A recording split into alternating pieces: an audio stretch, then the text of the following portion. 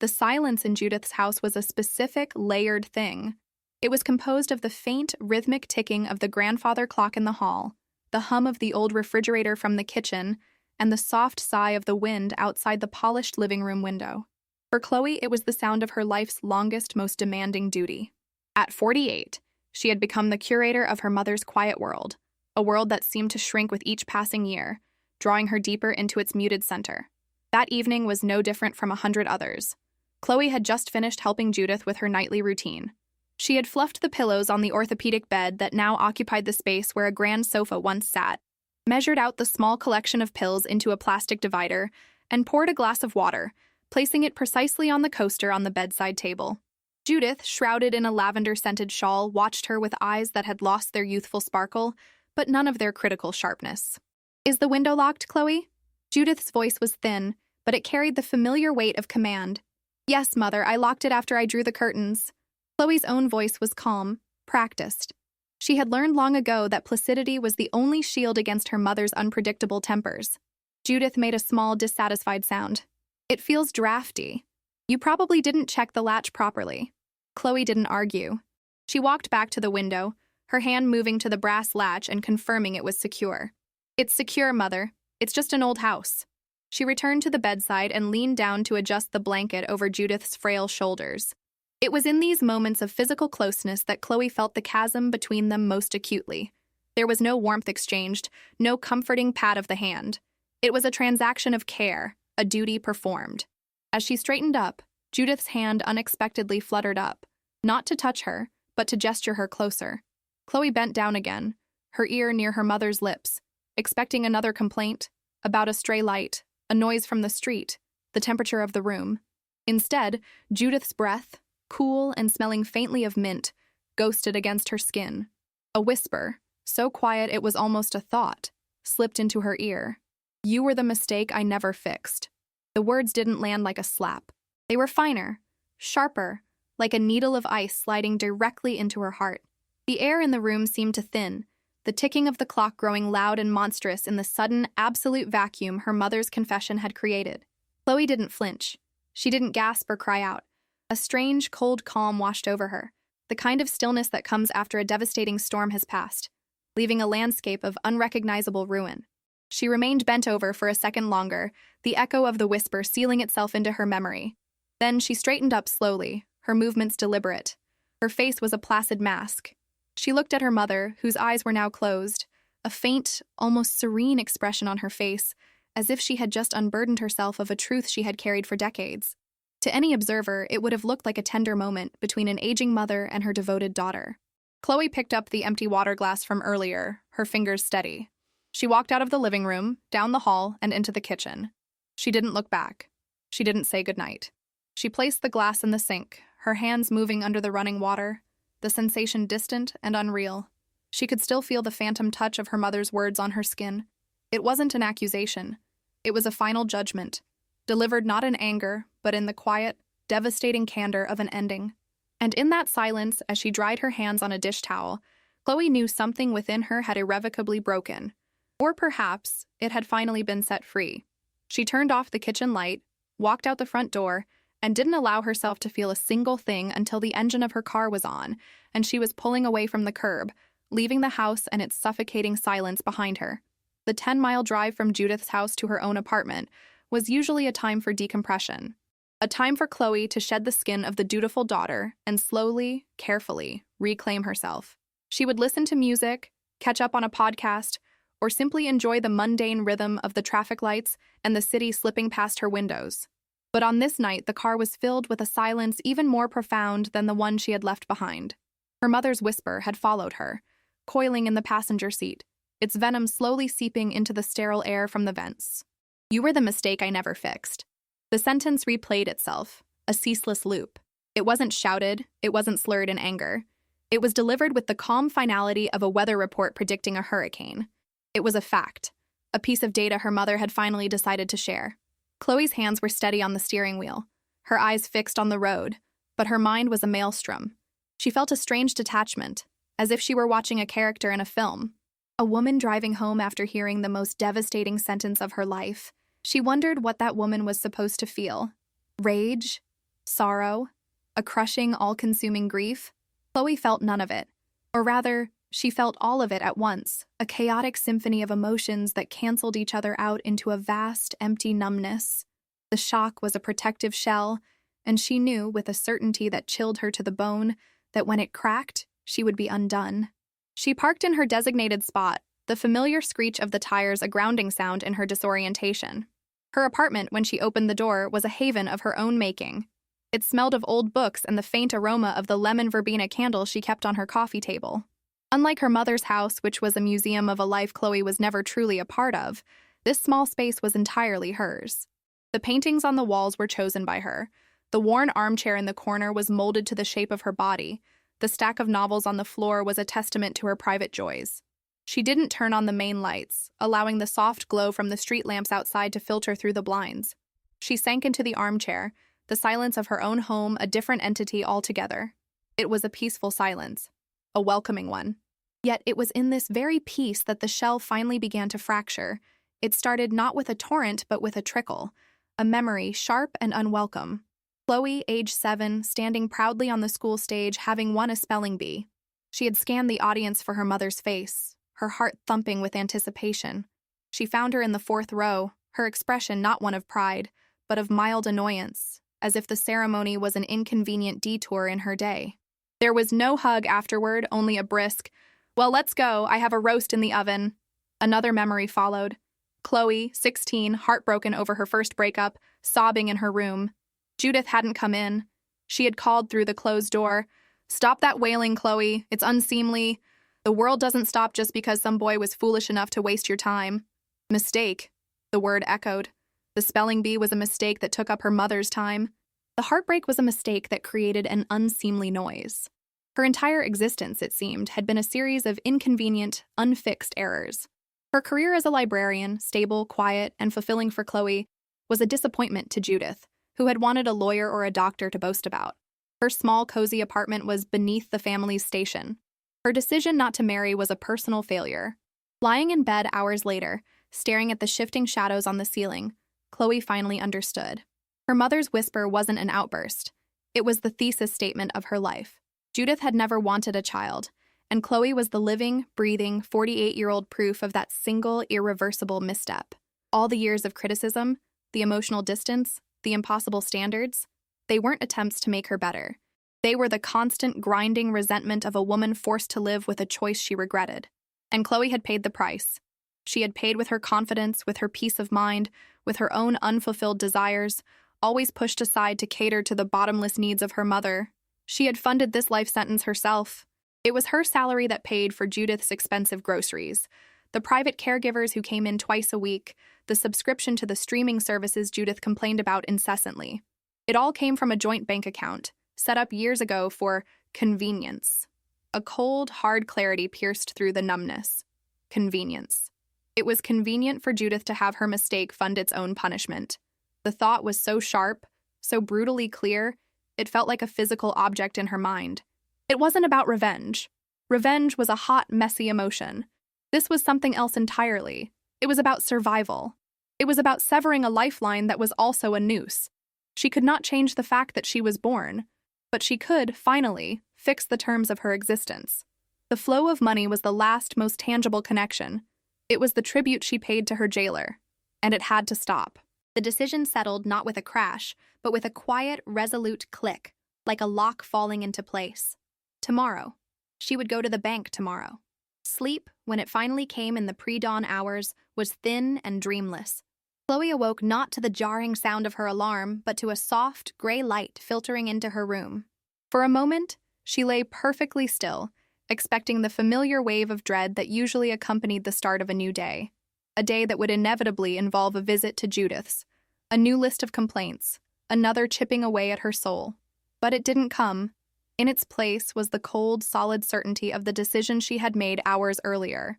It sat not in her stomach, heavy and anxious, but in her chest, like a piece of steel reinforcing her spine. Tomorrow. Today was tomorrow. She showered and dressed with a methodical precision that felt new. She chose a simple, dark blazer and tailored trousers, an outfit that felt like armor. Looking in the mirror, she saw the same tired lines around her eyes, the same hint of gray in her hair, but her gaze was different. It was direct, unflinching. The woman staring back at her was no longer waiting for permission. Instead of heading to the library, she drove straight downtown, the morning traffic a distant, unimportant hum.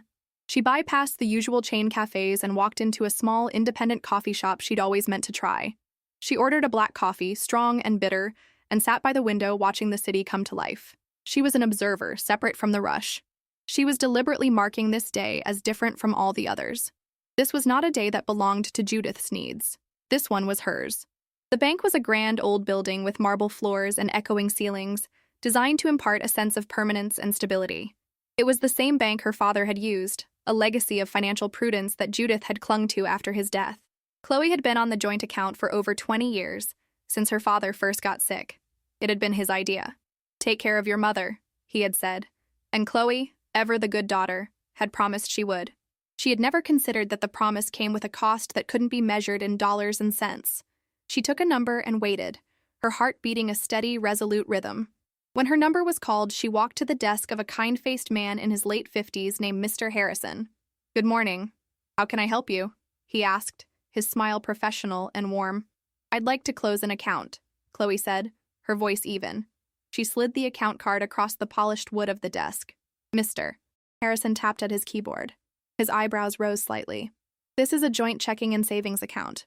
To close it, we'll need both signatories, or—" He trailed off, looking at the screen.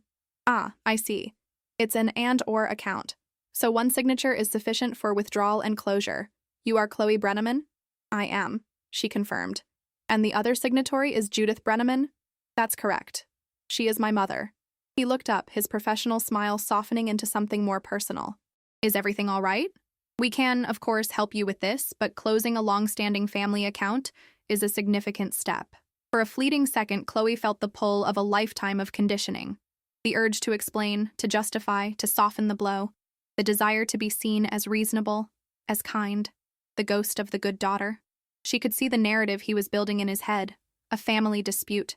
A temporary disagreement. She could have fed him a simple, palatable lie. "We're just restructuring our finances." But she didn't.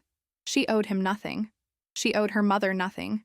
The only person she owed anything to was the 7-year-old girl on the stage, the 16-year-old in her room, the 48-year-old woman who had finally stopped waiting for an apology that would never come.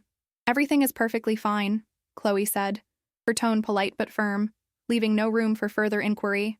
"I am simply choosing to manage my finances independently from now on.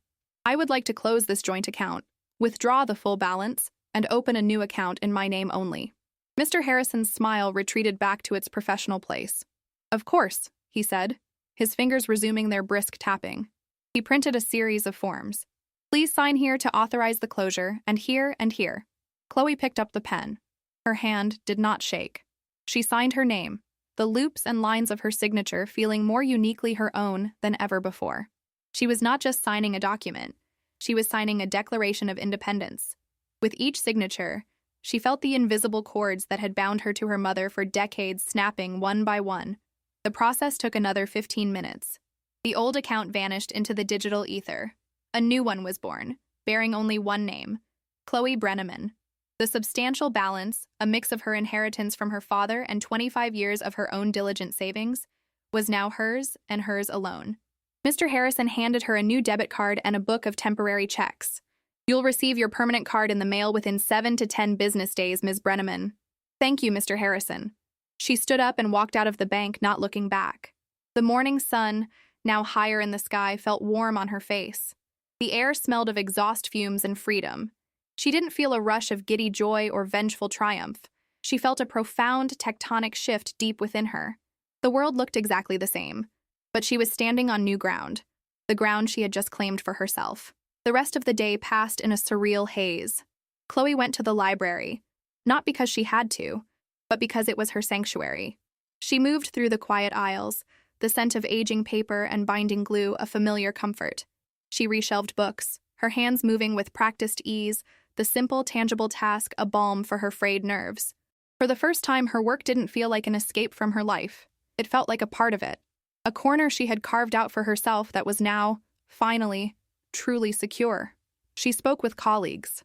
answered questions from patrons, and drank tea at her desk. On the surface, it was a day like any other, but underneath, a quiet hum of anticipation vibrated within her. She knew the phone would ring. It was not a matter of if, but when. The call came at 3:15 p.m. The caller ID flashed a name she knew better than her own, Judith Brenneman. Chloe let it ring once, twice. She took a slow, deep breath, walked over to the window in the library's quiet reading room, and looked out at the afternoon sky.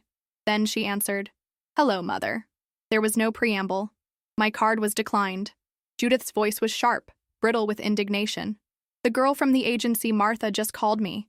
She was buying my groceries and the card was declined. She was embarrassed. I was embarrassed.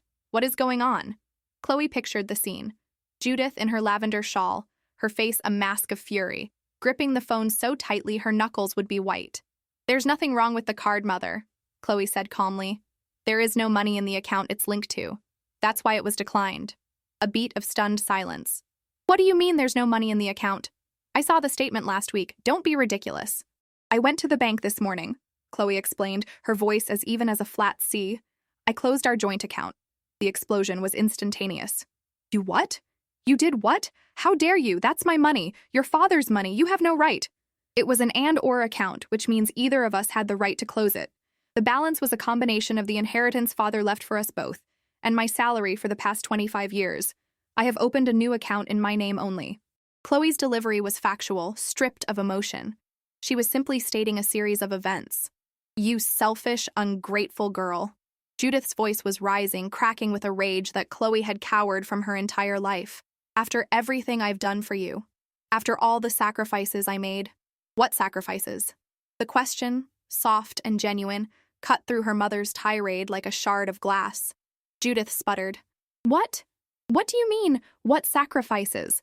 I raised you. I put a roof over your head. I fed you." "You did," Chloe agreed. "You provided for my basic needs. But last night, you told me the truth. You told me I was the mistake you never fixed." The line went utterly silent. The hum of the library, the distant cough of a patron, the rustle of a turning page, it all rushed into the void left by Judith's voice. Chloe had taken the whisper from the darkened room and held it up in the bright light of day. When Judith spoke again, her voice was lower, colder, laced with venom. "You would do this? You would steal from your own mother over a stray comment?"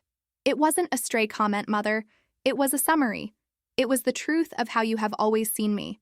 And you're right, you never fixed your mistake. So I finally did it for you. I have removed the inconvenience. I have fixed the financial burden of my existence. You're leaving me with nothing?" The rage was gone, replaced by a note of panicked disbelief. "I am not leaving you with nothing," Chloe corrected her, her voice still quiet, still firm. "You have your pension. You have the house which is paid for. You have the inheritance your own parents left you. You have resources. What you no longer have is my resources. You no longer have my salary. You no longer have my life savings to draw from at your convenience." She paused, letting the weight of her words settle. "The automatic payments for your utilities and subscriptions will fail in the coming days. You will need to make arrangements to pay them from your own accounts. Martha, the caregiver, will need to be paid. You will need to write her a check."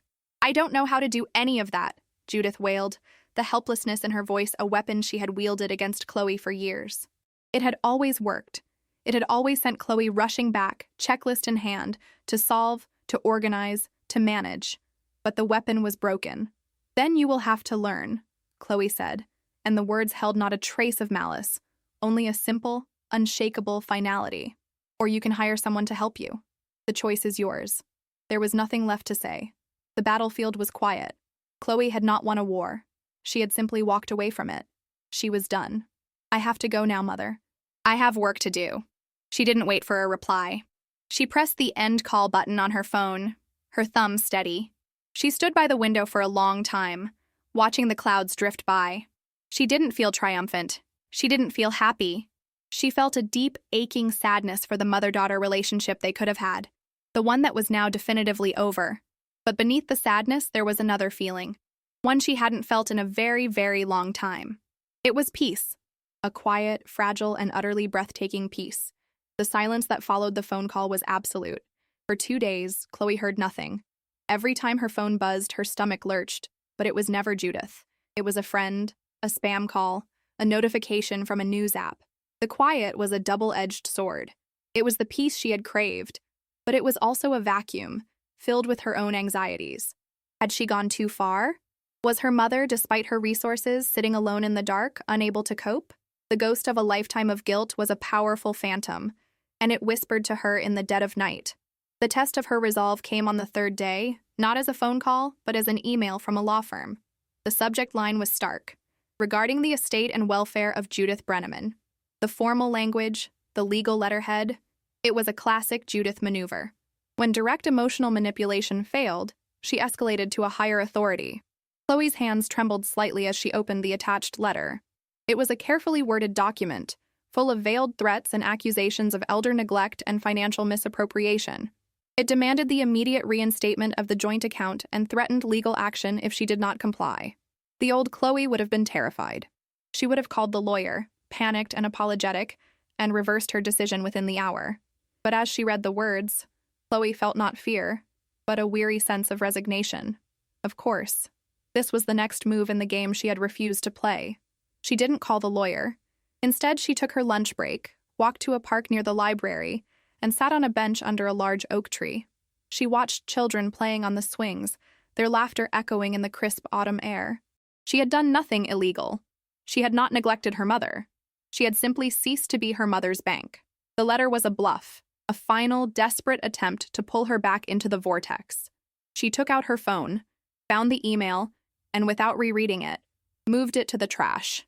It was an act of quiet defiance that felt more powerful than any shouted argument. She would not engage. She would not defend herself against accusations born of a lifetime of resentment. The game was over. Weeks turned into a month. The quiet from her mother's side of the world continued. Through a concerned neighbor who called her, Chloe learned that Judith was managing. She had, it turned out, learned how to use her checkbook. She had hired a financial assistant to handle her bills. She complained bitterly to anyone who would listen about her ungrateful daughter, painting herself as a tragic victim. Some believed her. Others, who had witnessed Judith's sharp-tongued nature for years, were more skeptical. Chloe learned to live with the knowledge that there were people in the world who now saw her as a villain. It was a price she had to pay for her freedom, a price she was willing to pay. Slowly, almost imperceptibly, her life began to change. The money she was no longer funneling into Judith's expensive lifestyle accumulated in her own account, a tangible symbol of her reclaimed life. One Saturday, on a whim, she booked a flight to a small coastal town she had always wanted to visit, a place she had once mentioned to Judith and been told was a frivolous expense. She spent a weekend walking on the beach, the cold spray of the sea on her face, feeling the tight knot of anxiety in her chest finally begin to unwind. She started saying yes. Yes to dinner with colleagues. Yes to joining a book club that met on Wednesday nights, a night she had always kept free in case her mother needed something. Yes to a weekend pottery class, where she discovered a surprising joy in the messy, imperfect process of shaping clay with her own hands. She was filling the spaces once occupied by duty with small, deliberate acts of selfhood. One evening, about 6 months after she had closed the account, she was cleaning out a closet and came across an old photo album. She sat on the floor and opened it. There was a picture of her as a toddler, sitting on Judith's lap. In the photo, Judith was smiling, a genuine, unforced smile, her head tilted towards Chloe. For a moment, a wave of profound grief washed over her. Grief for that smiling woman who had gotten lost somewhere along the way. Grief for the little girl who had spent a lifetime trying to win back that smile. She closed the album, tears tracing silent paths down her cheeks. The whisper, "You were the mistake I never fixed," would always be a part of her story. It was a scar she would carry, but scars were proof of healing. She hadn't fixed her mother's mistake. She had fixed her own life. She had taken the broken pieces of the person she was forced to be and was slowly, painstakingly, building the person she was always meant to become. The silence in her apartment was no longer empty. It was full of potential. It was the sound of peace. This story reminds us that sometimes the bravest act of love is not to hold on tighter, but to let go. It is the courage to draw a line, not out of malice, but out of a deep, fundamental need to save yourself. The most important promises are the ones we keep to our own well-being. If this story touched your heart, share it with someone who needs a message of hope and the strength to reclaim their own peace.